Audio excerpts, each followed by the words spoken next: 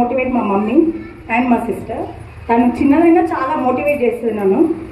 మనకు ఆడపిల్లకి చీరలు జ్యువెలరీ ఎంత ప్యాషన్ ఎంత ఇష్టం ఉంటుందో దానికి అన్నికి మించి ఒక్కటి మనం ఎక్స్పెక్ట్ చేస్తాం అందరి నుండి, అదొక రెస్పెక్ట్. మన హస్బెండ్ నుండి అయినా మన అత్తగారింటి నుండి అయినా మన ఇంట్లో పిల్లల నుండి అయినా మనము ఎక్స్పెక్ట్ చేసేది అది ఒక్కటే. మనకు ఎంత మంచి హస్బెండ్ వచ్చినా, ఎంత లవబుల్ హస్బెండ్ వచ్చినా, లవ్ మ్యారేజ్ అయినా అరేంజ్ మ్యారేజ్ అయినా మనకి వాళ్ళ నుండి ఒకటే, ఒక శారీస్ జ్యువెలరీ ఇదంతా పక్కన పెట్టి ఒక రెస్పెక్టే ఎక్స్పెక్ట్ చేస్తాం మనము. రీసెంట్గా మా ఇంటి దగ్గర అయితే ఒక ఇన్సిడెంట్ జరిగింది. ఒక అమ్మాయి ఇట్లా మన అత్త వాళ్ళ ఫైనాన్షియల్ ప్రాబ్లమ్స్ వల్ల ఇద్దరు చిన్నపిల్లలు ఉన్నారనమాట, 2nd class and 4th class. ఆ అమ్మాయి మొన్న సూసైడ్ చేసుకోవాలని ఊరేసుకున్నారనమాట పైన.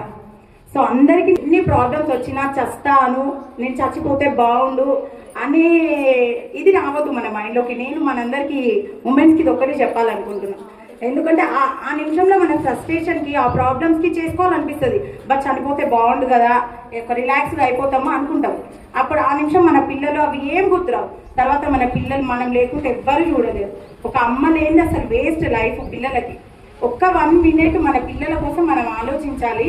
మనం చనిపోతే వాళ్ళకి ఇంకొక పెళ్లి చేస్తారు, ఇంకొక వైఫ్ వస్తుంది, వాళ్ళు బాగానే ఉంటారు. కానీ మన పిల్లల్ని వచ్చిన వాళ్ళు అసలు చూడరు, మనలాగా ఎవరు చూడరు.